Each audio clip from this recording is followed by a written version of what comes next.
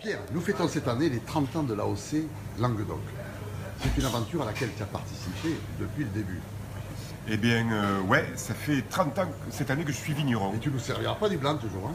Alors, qu'est-ce qu'on aime dans cette région? On aime quoi? On aime boire des canons. On aime le vin, l'énergie du vin, on aime partager.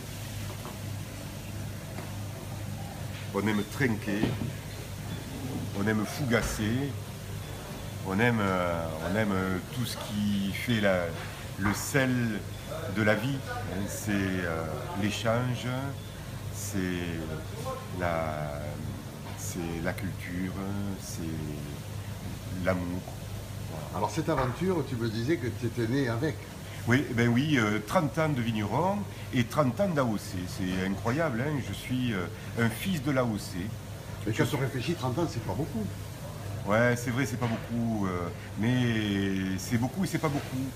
Mais il y a 30 ans, quand j'ai commencé, eh bien, les autres régions viticoles en France, elles étaient au même point que nous, quoi. On a grandi, nous, le Languedoc, on a grandi en même temps que les autres régions viticoles. Il y a 30 ans, les Côtes-du-Rhône étaient ce qu'elles étaient. Et le Languedoc était ce qu'il était. C'est-à-dire un vignoble en progression. We are in progress.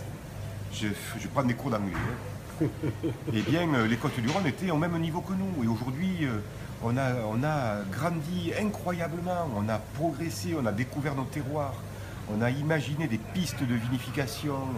On est allés tous, même moi, depuis pas mal d'années. Et c'est pas de l'opportunisme, c'est du vrai, incroyable plaisir d'aller vers l'agriculture biologique et vers des vinifications biologiques. Voilà, on a ouvert des horizons invraisemblables. Alors 30 ans, c'est 30 vendanges, 30 récoltes, 30 vinifications. Ouais. Ça fait des souvenirs. Bien sûr, mais on est débutant, quoi. Faire des vins 30 fois, c'est rien. On est un cuisinier, eh bien, il cuisine tous les jours. Dans un mois, il va faire 30 fois son travail. Eh bien, nous, en un an, nous allons vinifier une année.